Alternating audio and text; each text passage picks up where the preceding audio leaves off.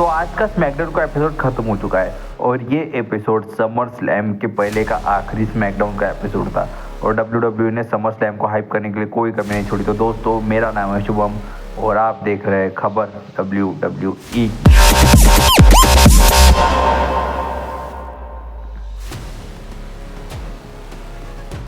तो शो की शुरुआत ही कोडी रोड्स करते। कोडी रोड्स रिंग में आते और कहते हैं कि आप किस बारे में बात करना चाहते हैं। उन्होंने कहा कि मुझे सोलो सिकोआ के खिलाफ अपना टाइटल डिफेंड करना है। मैंने रोमन रेंज को भी हराया है, वो ट्राइबल चीफ और सोलो सिकोआ उनके जैसे बनना चाहते हैं। तो जब मैं असली ट्राइबल चीफ को हरा चुका हूँ तो ये नकली ट्राइबल चीफ किस काम का।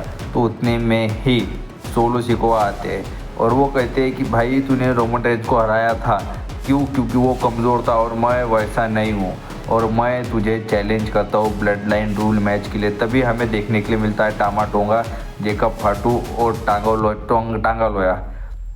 कोडी रोड्स उनसे कहते हैं कि मैं तुम तीनों झंडियों से नहीं डरता, जो उपटना है उपट ले, ये कहा जाते करूँगे मैं तुम्हारे बेहतर नहीं।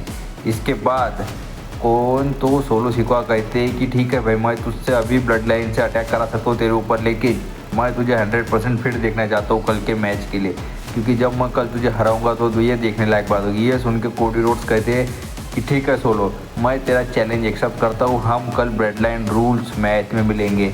मैं पहले ही एक ट्राइबल चीफ को हरा चुका हूँ और जो ट्राइबल चीफ जैसा बनना चाहता है मैं उसे भी कभी भी आधी रात को भी हरा सकता हूँ। तो शो पे हमें नेक्स्ट मैच देखने के लिए मिलता है अंड्राडे वर्सेस कार्मेलो हेज के बीच में मैच। ये मैच हमें पिछले हफ्ते भी देखने के लिए मिल रहा है, इस हफ्ते भी देखने के लिए मिला। WWE शायद ये सीरीज ऑफ मैचेस करना चाहती है क्योंकि मैचेस काफ़ी अच्छे होते हैं इन दोनों के बीच में। रेसलिंग वाइज दोनों सुपरस्टार ने काफ़ी अच्छे मूव लगाए। ये मैच मुझे किसी भी पल बोरिंग नहीं लगा। क्योंकि जिस तरह के मैच की पेस थी, जिस तरह के हाई फ्लाइंग मूव से दोनों सुपरस्टार लगा रहे थे, वो काफ़ी ज़्यादा देखने लायक बात थी।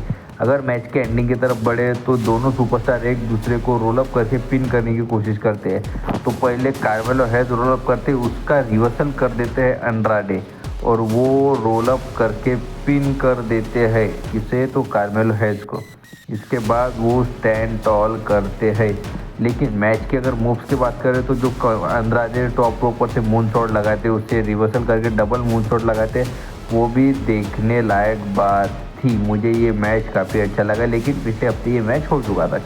तो ठीक है, नेक्स्ट मैच हमें देखने के लिए मिलता है Apollo Crews versus Santos Escobar के बीच में। और ये मैच में सेंटोस एस्कोबार के साथ लिगाडो डेल फैंटास्मा के मेंबर भी थे और अपोलो क्रूज के साथ थे बैरन कॉर्बन। जिस तरह के सुपरस्टार बैरन कॉर्बन है, WWE को उनका हील टर्न करा देना चाहिए क्योंकि वो एज अ फेस ज़्यादा अच्छा काम नहीं कर पाते। और यही हमें WWE में आज के शो पे देखने के लिए मिला। वो जब हिल रहे थे तो कैसा पटक के सबको मारते, वो देखने लायक बात थी। तो हमें सीधे जीत देखने के लिए मिलते हैं यहाँ पे सेंटोस एस्कोबार की। ठीक है, तो फिर नेक्स्ट हमें देखने के मिलता है यूएस चैंपियनशिप का सेलिब्रेशन। निक एल्डर्स लोगन पॉल को रिंग में इन्वाइट करते हैं। वो आते हैं कि कहते हैं ये मेरा होम टाउन है, क्यूलैंड ऐसा वैसा, और फिर वो कहते हैं कि मैं एले नाइट को कभी भी आधी रात को भी हरा सकता हूँ। क्यों? क्योंकि वो मुझे मेरे होम टाउन में नहीं हरा पाएगा। और वो फिर बैनर नीचे करते हैं और उसके ऊपर यह लिखा होता है। और जिस तरह का पॉप फिर LA नाइट को मिलता है क्योंकि उनका वहाँ पे म्यूज़िक प्ले होता है, वो काफ़ी ज़्यादा देख के मुझे अच्छा लगा कि LA नाइट को जिस तरह का पॉप मिला।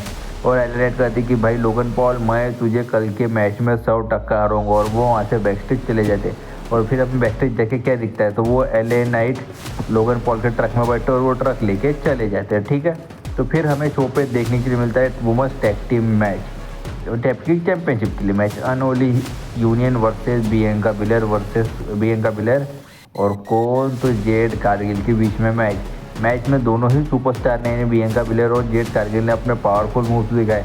जिस तरह के मून शॉट लगाते, जिस तरह की उनकी एथलेटिक एबिलिटी है, वो काफ़ी ज़्यादा अच्छी बात थी। लेकिन WWE ने जिस तरह ये मैच का कचरा करा है वो मुझे अच्छा नहीं लगा। तो क्योंकि मैच के बीच में ही आ जाती है ब्लेवर डेवनपोर्ट और वो आके अटैक कर देती है जेड कारगिल के ऊपर, और इसी वजह से मैच डिस्क्वालिफिकेशन में एंड हो जाता है। अगर शायद WWE यहाँ टाइटल चेंज प्लान करती या फिर कुछ और प्लान करती शायद, तो ये अच्छी बात होती। लेकिन क्या करें, अब WWE ने ये नॉट डिस्क्वालिफिकेशन में एंड मैच करा है, तो उसके बारे में हम क्या कर सकते हैं। तो एक बार जब डिस्क्वालिफिकेशन हो जाता है तो अनहोली यूनियन और ब्लेयर डेवनपोर्ट मिलकर अटैक कर देती किसके ऊपर, तो बियंका बिलर और जेड कारगिल के ऊपर। और इसके बाद उनके पास कोई जवाब नहीं रहता और ये मैच में जीत जाती है बियंका बिलर और ये उनकी पार्टनर, लेकिन जीत के कुछ फ़ायदा तो है नहीं, ठीक है। तो फिर हमें शो पे मेन इवेंट में देखने के लिए मिलता है क्या, तो वो टैग टीम चैंपियनशिप के लिए मैच, तो ब्लड लाइन वर्सेज DIY के बीच में मैच। तो सबसे पहली बात, ये मैच WWE ने शायद समरस्लैम के इवेंट के लिए रखना था, पर इन्होंने स्मैकडाउन के एपिसोड में ही करा दिया, मुझे ऐसा लगता है कि। लेकिन एक बात अगर हम बात की तरफ गौर करेंगे, जब भी सोलो सिकोआ रिंग में एंट्री करते हैं तो वी वॉन्ट रोमन के चैंट्स काफ़ी ज़्यादा बढ़ जाते हैं। क्योंकि फैंस रोमन रेंस को देखना चाहते हैं और वो सोलो सिकोआ को नहीं चाहते कि वो ट्राइबल चिप बने। और शायद कल के समर स्लैम के इवेंट में हमें सोलो सिकोआ के ऊपर रोमन रेंस का अटैक भी देखने को मिल सकता है, लेकिन क्या होगा ये देखने लायक बात होगी, ठीक है।